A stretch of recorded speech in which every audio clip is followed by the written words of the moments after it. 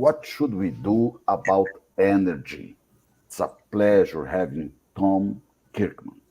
Tom is an international project manager and consultant in oil and gas and engineering and energy. Good afternoon, Tom. It's nice to be back. I think this is like the third or fourth time I've been on your show. 6 months ago, maybe. But I was on before that as well.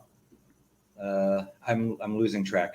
I was on beginning of 2022, maybe. Yeah, and I was just on with Stuart Turley last week. So I know that you are talking with David, with Stuart, and I said, why not with me?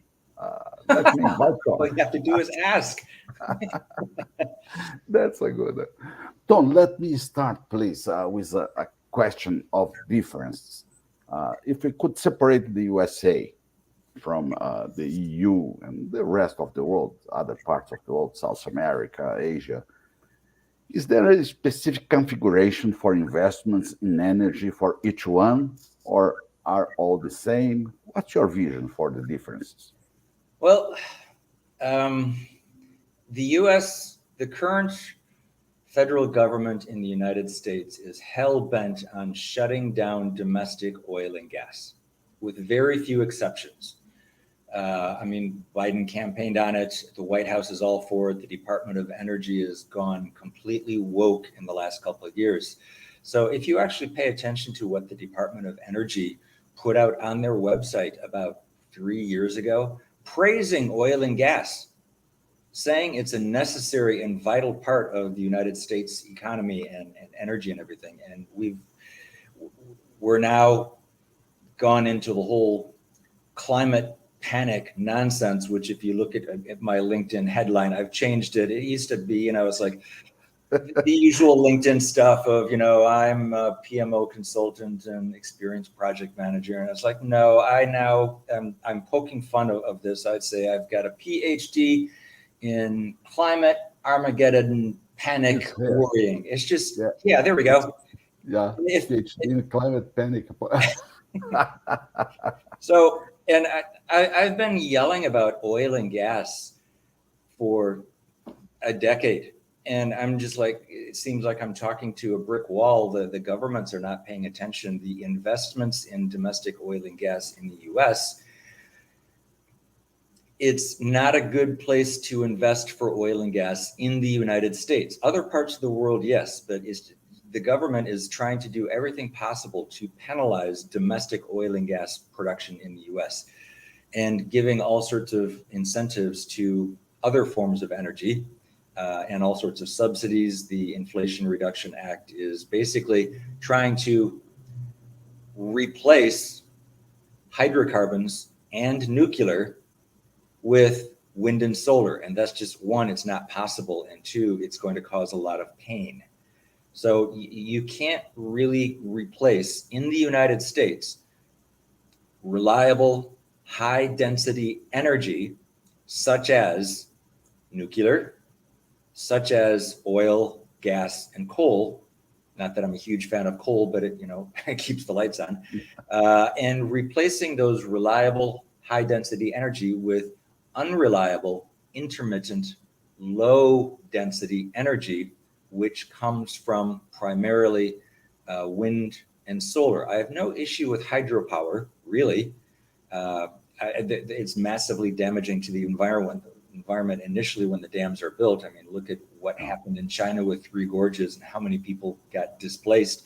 But once it's done, it's going to be generating electricity for a long time to come. The same thing with nuclear power plants. Once they are built, they have an incredibly long lifespan. So what's happening in the United States is the federal government, through the Department of Energy and other various government agencies such as FERC, Federal Energy Regulatory Commission, is mandating that they're increasing the environmental controls. 37 natural gas power plants generating electricity will be shut down in New York within the next 2 years because they're not going to meet the federal increased environmental regulations, and they're not being replaced with anything. It's just a disaster waiting to happen in New York and New York City. So the government mandating replacing, shutting down prematurely nuclear power plants, shutting down prematurely coal power plants, shutting down prematurely natural gas power plants that are not yet at their end of their design life. They're just increasing the regulations and then trying to replace everything with wind and solar. So they're not But with not enough compensation. No, you're not replacing them. And the electrical grid in the United States is already so overloaded. You've got electric poles out there that are 50, 60 years old. They have to be replaced. The electric lines it's a very slow process of replacing what they call conductor, but basically wires. But is it private investments for this replacement or no? government? This is from public utilities. Okay. But the problem is transformers. These are things that convert high voltage electricity down to low voltage electricity, so it can get to your house.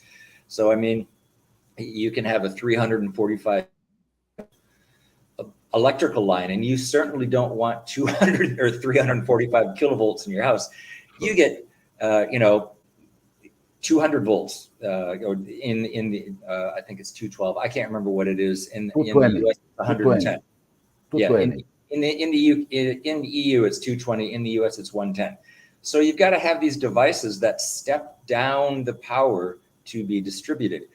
So with the 3-year lead time, that causes problems. There's also shortages of materials that are needed to make solar power panels, and China controls about 80% of those rare earth minerals and stuff that's needed. And now with more and more new intermittent electricity power generation from wind and solar coming online, more and more transformers are going to be needed. The existing conductors, the existing wires that transmit electricity will need to be upgraded. This is a long process, and it can't really be speeded up. There's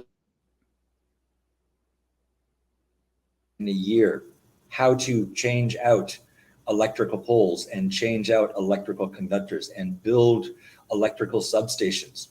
It's just a long, tedious process.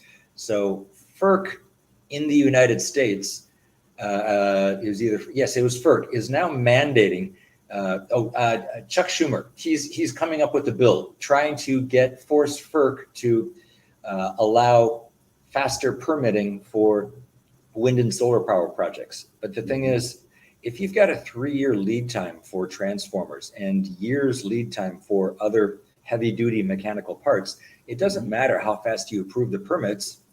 You're going to have years long wait time, and the electrical grid infrastructure is already so overloaded. Adding more on there is just going to overload it even more.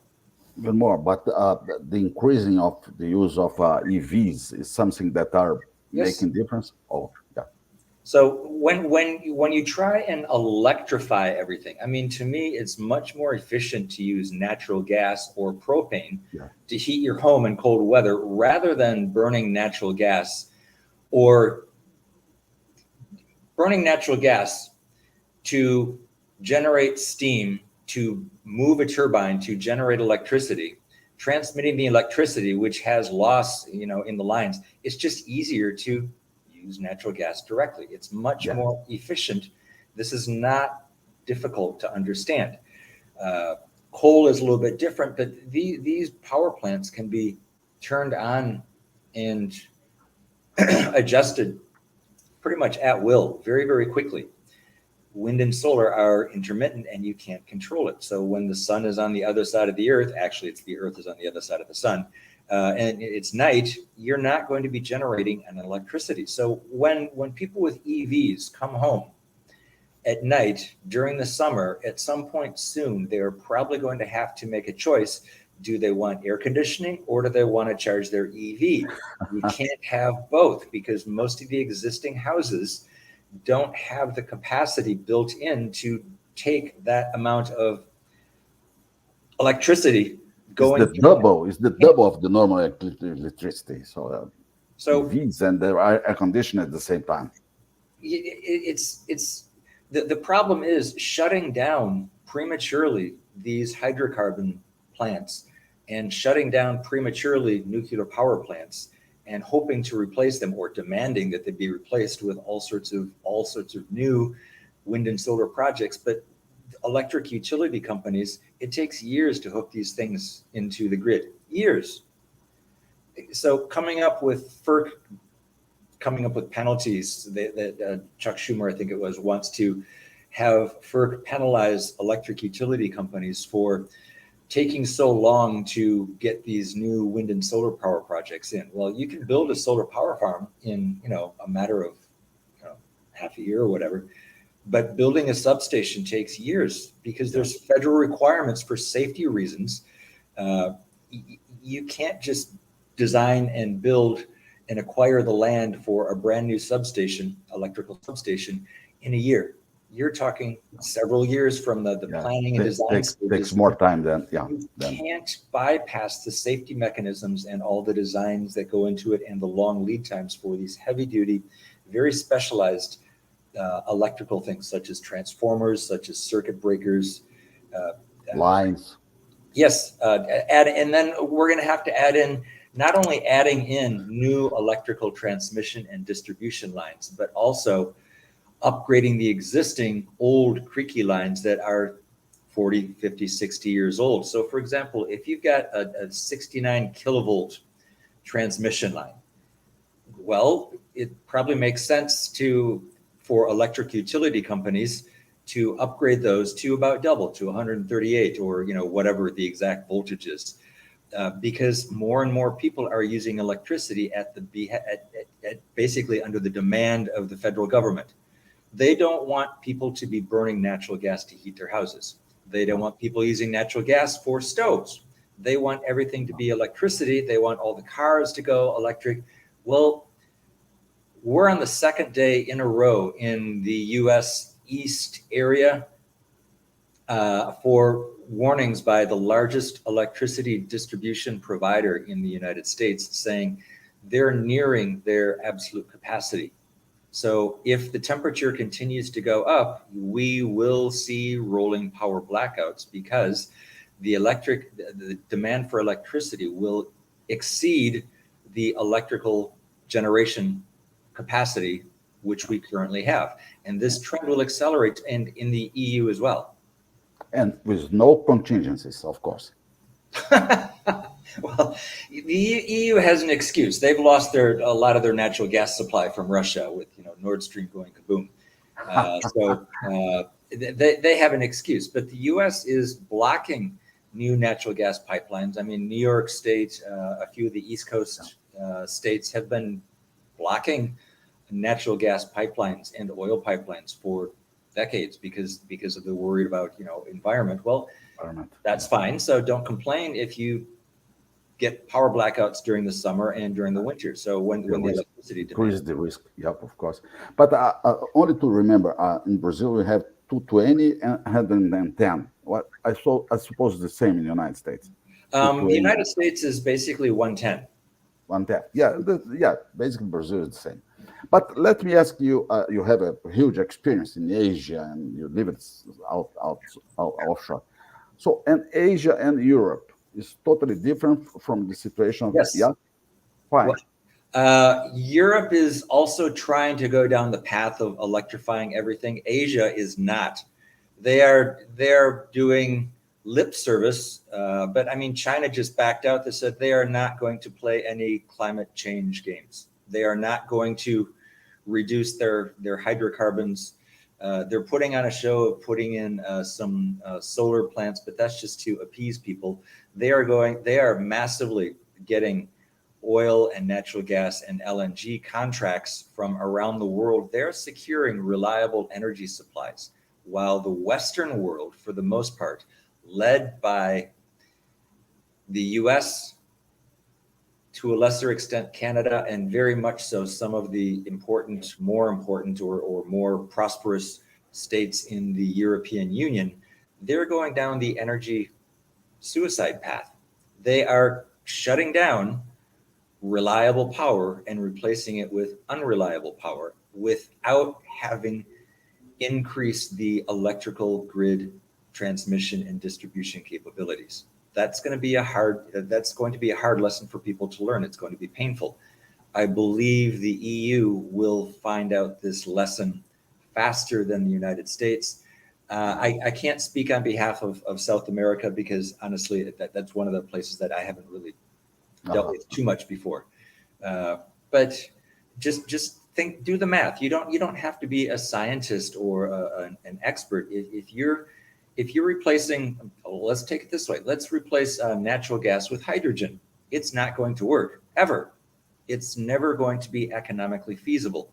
Hydrogen is much smaller molecules than methane, natural gas. You mean the density, energy density. And the energy density is also far less. So when you are transporting hydrogen, one, it's going to leak. And when it leaks, you got this very flammable gas that's around the transport truck or something like that. And I saw that the one hydrogen-powered bus blew up someplace, I think, earlier this week, and they refused to release the video of it because they're worried it'll go viral. So the authorities are not doing this. But hydrogen leaks. It's difficult to manage. There's something called hydrogen embrittlement. In other words, it makes the metal that it comes in contact with brittle, so it's easily fractured. This is a known corrosion. There's not really any way to do it. And they say, oh, just put hydrogen in natural gas pipelines. Well, no, natural gas pipelines are not designed to handle hydrogen. Not only that, it's very energy intensive to make what is called green hydrogen, from wind and solar, because it takes a lot of electricity to make the hydrogen. So this is very inefficient. It will never be economically feasible. I would prefer nuclear doesn't go away. I'm not a huge fan of nuclear, but I have to be realistic. It's reliable, dependable electricity. Wind and solar are not. It's a very good point, Tom, because nowadays EU is very dependent on US LNG, so it's a very vulnerable this situation. At the same time, United States is very dependent on EU dependence because who created this situation? Both United States and the EU. So it's a very big problem. But let me ask you a thing. You mentioned nuclear. Yep. Assuming you become the CEO of BlackRock, what would be the investments you could make? Nuclear is an option. I hope you can become the CEO. But nuclear is an option for them? I don't see that. BlackRock is one of the most evil corporations on the face of the earth, in my opinion. I'm not going to even begin to sugarcoat them. It's just like Klaus Schwab and the World Economic Forum. They're just horrible, horrible, evil people. So BlackRock controls all sorts of things, and I can't predict what they're going to do, but they make money by doing bad things to corporations and making there are a lot of what's behind this whole woke nonsense, and they openly say that business loves dictatorships. I mean, they've said this bluntly, plainly. It's like they want more dictatorships because dictatorships are good for big businesses that are willing to do decisions, quick decisions. So they are totally against free market. They're against competition. They're against really innovation, and they're in it to make money by hook or by crook. And it's like, I have they're horrible. I'm sorry. Yeah, but nuclear is an option. I think nuclear is an option because it's dependable electricity. Whereas shutting down dependable electricity from, let's just change the subject. If would it make sense to shut down hydropower dams that are already built? Would you dismantle the dams and take away all the electricity? Why? It doesn't make any sense. So why is it okay to do that to nuclear power plants? Why is that okay to do it to natural gas power generation plants? Why? Coal, you can make the case, but not really anymore, because the new coal power plants in the United States and Europe are basically clean. There's a lot of filters and scrubbers going in. It's not like the horrible coal plants in China and a few other less developed countries. In the United States, there's not really a problem with coal because there's so many federal regulations about cleanliness that goes with it. I fail to see the argument in the US for shutting down coal plants prematurely. And electric utility companies are going out of their way, promising that they're going to have all their coal power plants shut down by 2030. They're open about it. They could last much longer, but it doesn't make sense to me. Shutting those down is the same level of not thinking as just dismantling a dam for hydropower. You've got this thing that works. Why do you want to stop it? And Tom, how can we replace the petrochemical products that are made from oil products and you can't. So you can make how is the solution for that?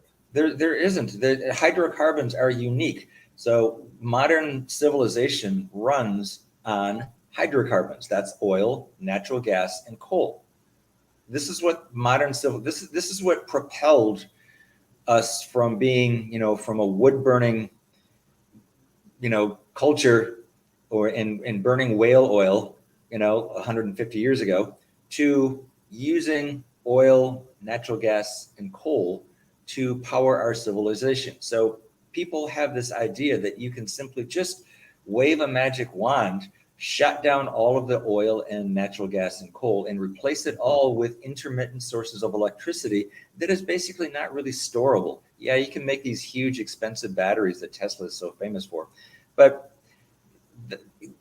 it's costing enormous amounts of money for stored electricity that will last an hour or two. So what happens on cloudy, windy day when the sun is not shining and the wind is not blowing for 3 weeks on end? That's not a viable solution, in my opinion. That's why all of these wind and solar power projects have to be backed up with a reliable energy source. Usually it's going to be natural gas, sometimes coal, sometimes nuclear, but taking that baseline energy out of the equation and making unreliable as the new baseline is just asking for energy trouble. It will, I won't say destroy modern civilization, but it'll make things uncomfortable. When I was in Asia, power blackouts were not uncommon. So you'd have, flashlights, you'd have candles, buckets, just, in case the water runs out. Once you have no electricity, it's like a little bit difficult to pump the water to flush the toilet and take a shower. So you're just prepared. Here in the United States, people think, oh, that won't really happen. It'll happen during a disaster like a hurricane or a tornado or something like that. But people just assume that when you turn on the light switch, the lights will come on.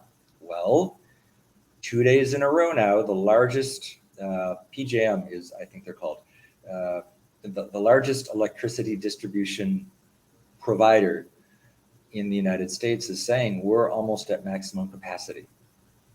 So this push to have people use even more electricity by shutting down natural gas stoves, by shutting down natural gas heating and making everything electric, it's just a matter of time before demand exceeds electrical supply. And ta-da, you got routine rolling power blackouts. Go look at some places in Africa. Go look at Pakistan. Syed Mohammed in Pakistan? You know who I'm talking about? No? Okay. He's an energy writer in Pakistan, and he laments about the regular routine rolling power blackouts that can take up half the day on a regular basis. That's the direction that the United States and Europe is heading down the road if they continue on this path of prematurely shutting down reliable energy from hydrocarbons and nuclear and thinking they can replace everything on an already overloaded electrical grid using intermittent electricity. It doesn't make any sense. Tom, what's running with big oil? Because big oil is becoming big wind, as David Blackman published an article. Big oil becomes big wind. What Yes, are what's happening with what's happening with these companies, these big ones? I mean, Shell, Exxon, Chevron. sure, I can tell you. BlackRock.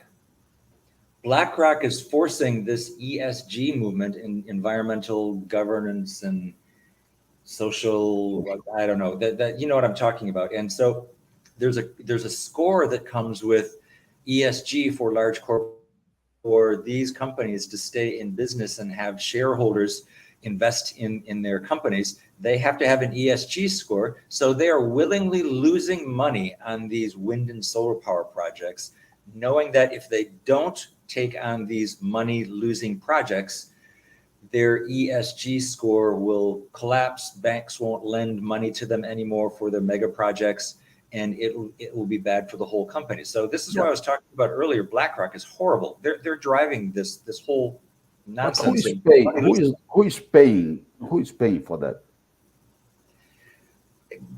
That's a black hole. I don't know. Bad actors is what I routinely call them. They do not have our best interests at heart. They want to get very, very rich. There's also a lot of rent seekers. The Inflation Reduction Act has spawned a whole industry of rent seekers trying to quickly come out with these new projects of wind and solar as rapidly as possible while this administration is still in office, because they don't know what's going to happen under whoever is going to be the president next after the 2024 elections, and that all may go away. The Inflation Reduction Act might get rescinded, and all that gravy train of subsidies, which is basically subsidies are just taxpayer money. That's all they are. It's not government money. There's no such thing as government money. It's taxpayer money. So Inflation Reduction Act is taxpayer money being given out hand over fist to rent seeking companies looking to cash in and grab those subsidies. And I've got a very cynical view of this. So I don't think it's a bad idea for people to put solar power panels on their roof, to have hot water heaters. In Asia, it's common. Most new houses already now are being built on the tile roofs with, an assortment of a few solar power panels. So they can heat their water directly from there without even being hooked up to the. It's a small economy, but it's part of. That makes sense. Yeah, sure. Just like in the olden days, you'd have a windmill. My great grandparents in Nebraska, they had a windmill on the farm, and they used it to pump the water. They had their own well, and the windmill would pump the water. That's what it was for. Yeah. So the well was deep, and it took a long time to get the water to pump up. I mean, if you do it by hand, it's like, you don't want to do it. So we have a question for you here. Okay. Andre Braghini.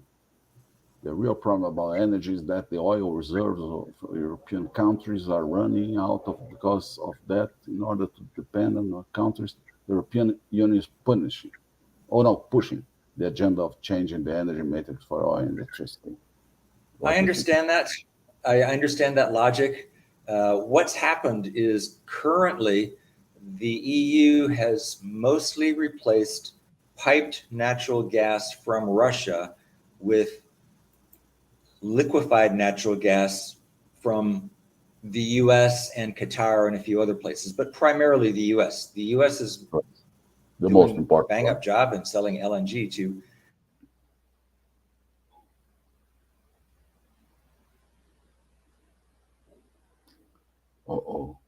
Tom is freezing. Let's wait a little bit.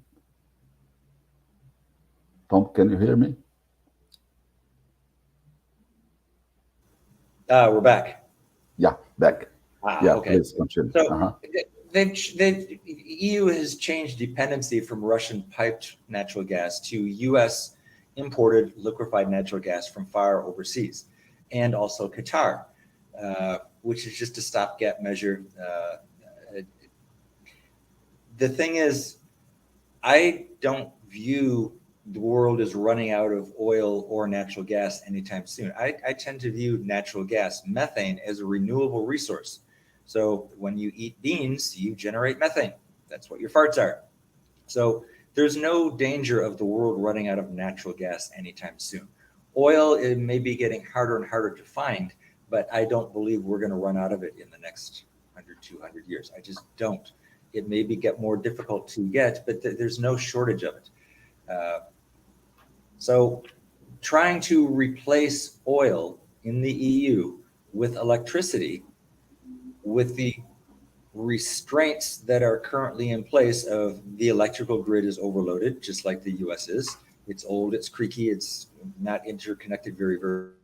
The problem of the long lead time of the heavy duty equipment, which are required to make new substations and upgrade the existing electrical lines. There's shortages of the metals to make that stuff. More electricity is being generated by wind and solar. It's going to get increasingly difficult to get them on the electrical grid. As more and more projects get added from wind and solar, the demand for more transformers will go up, which means the lead times, they're currently at around 3 years, lead times for transformers. So I know people who get monthly updates on the lead times of transformers. They just keep getting pushed out. So maybe in a year or so, it'll take 4 years lead time to get these transformers. These projects are not going to move forward quickly, no matter how much governments jump up and down.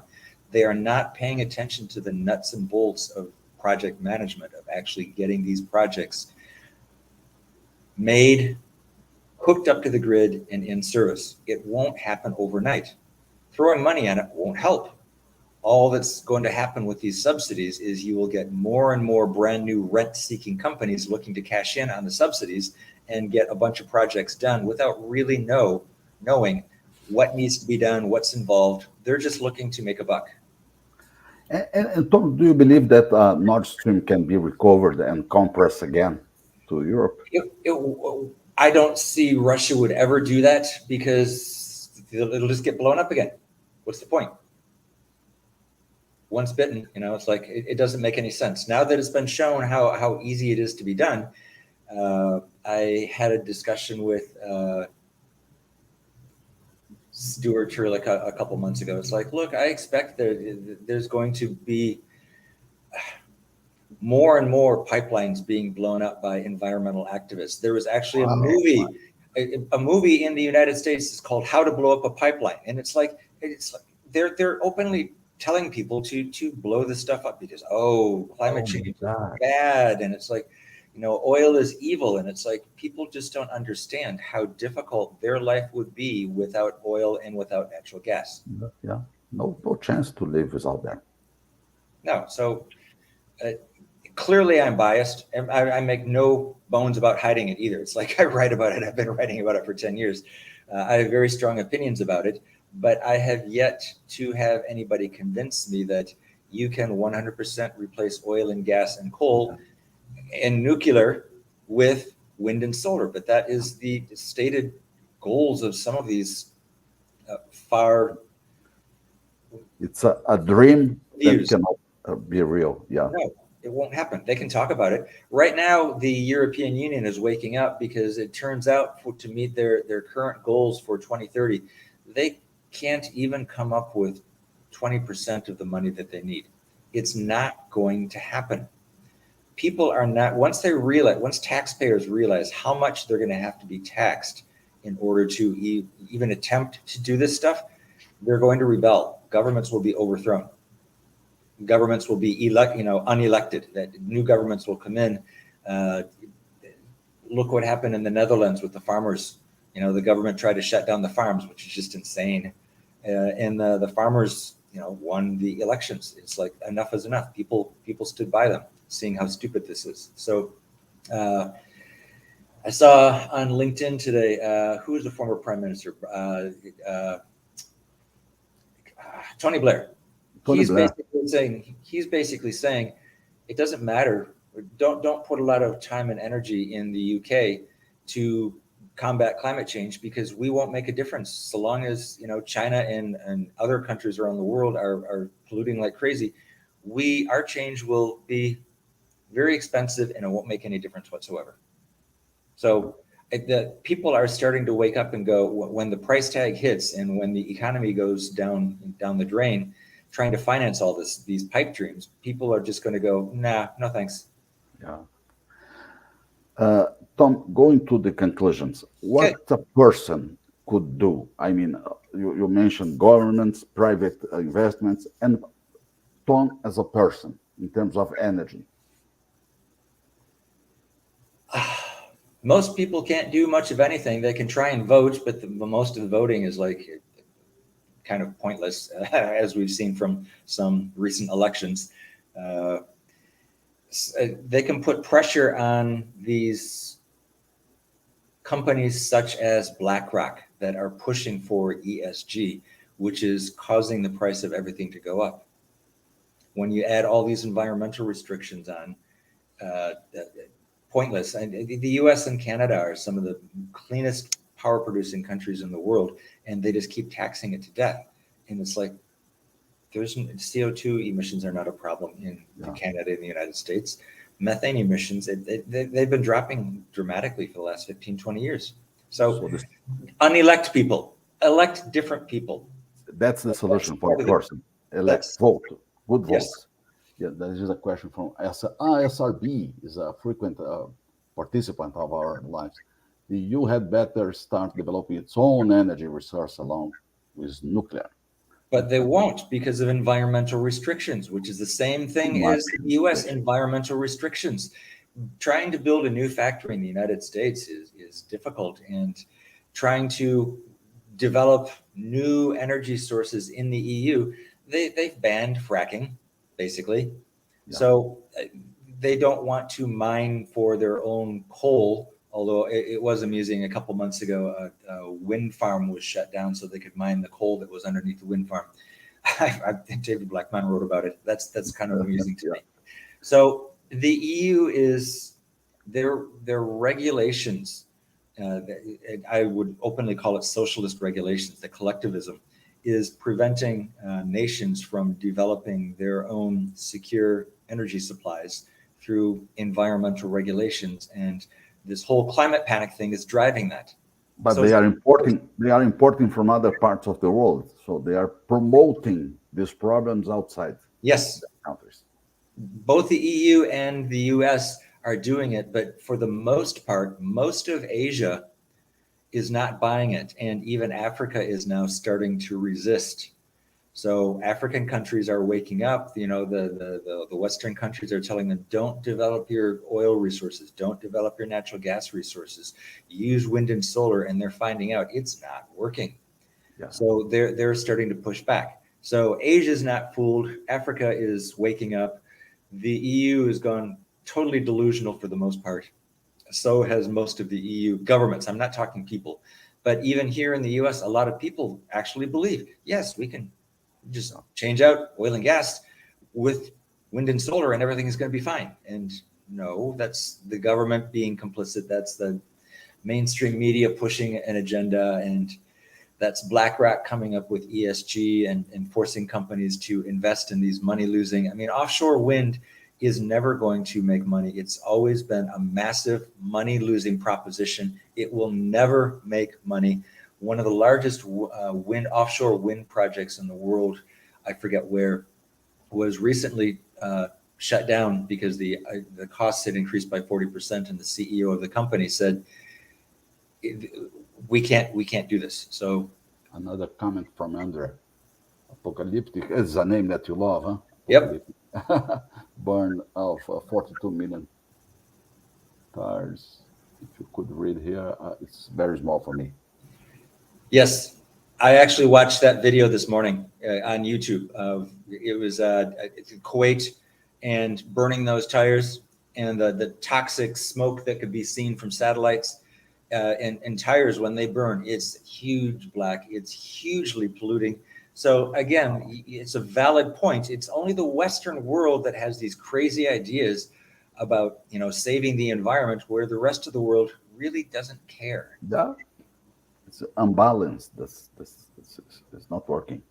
Yeah, that's right. So you're not going to get poor people in poor countries going along with this environmental climate panic nonsense. They're more interested in having food on their plate and, you know, having kids. The basics, the basics of life. Basic stuff. It's only the idle rich and the education system, which is basically eliminated all critical thinking in most of the younger generation these days. They don't even know how to think or ask questions. They just regurgitate. They're becoming mini AIs. They learn something and they regurgitate it without thinking. That's how you pass tests currently in the U.S. education system. You don't think. That's right. Tom, so thank you. I hope the temperature in Indiana is not a boiling temperature, like Gutierrez said. Did you see boiling earth? It's in the 90s. It's hot, but it gets hot every summer. That's just the way it goes. And the thing is, I wrote a post about this. It's like, it's not a boiling temperature. It's a broiling temperature. I'm poking fun. It's like boiling is only 212 degrees. Broiling is 550 degrees. So the next step is going to be broiling, catastrophic climate change panic. And it's like, I'm just poking fun at these guys. It's like, look, it gets hot during the summer. Really, it happens every year. So the reason the electric grid is having trouble is because of in the United States, the federal government is mandating, basically shutting down reliable forms of energy and replacing it with unreliable energy. So as the ratio between natural gas plus coal plus nuclear power decreases compared to the ratio of wind and solar, electricity will get less reliable. And you can't just build 1 million new hydropower plants. It doesn't work. You're not going to be able to build a new dam probably in the United States ever. So that's just a static. Hydropower is not going to be increasing from what I can see. The offshore wind is killing the whales. The onshore wind is killing the raptors and bats. So it's not so much the number of birds that they're killing. It's the type of birds that onshore wind is killing. It's the high-flying raptors, the bald eagles. Those are very important to the environment. Sparrows, not really. They're a dime a dozen, but it's the raptors that are the top of the food chain. I'm okay. To hear more about the wind energy and being a huge scam. It's a money-losing proposition. Offshore wind is a scam. I will be very, very blunt about this. There is no offshore wind farms that are ever able to generate a profit because the cost of building them and maintaining them exceeds the amount of money they're going to generate, unless the companies that are doing it are able to jack up by doubling or tripling or quadrupling the cost of the electricity that they charge to consumers. Oh, yeah.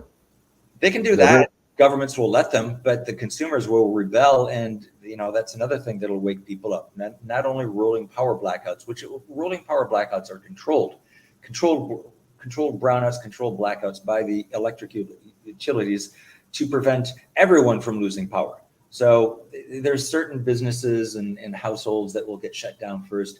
Hospitals are, usually the last, the important places get electricity the most. But no, anyway, offshore wind is a scam. It's rent seeking. They only exist due to government subsidies. There is no offshore wind, to my knowledge, that exists today without massive government subsidies.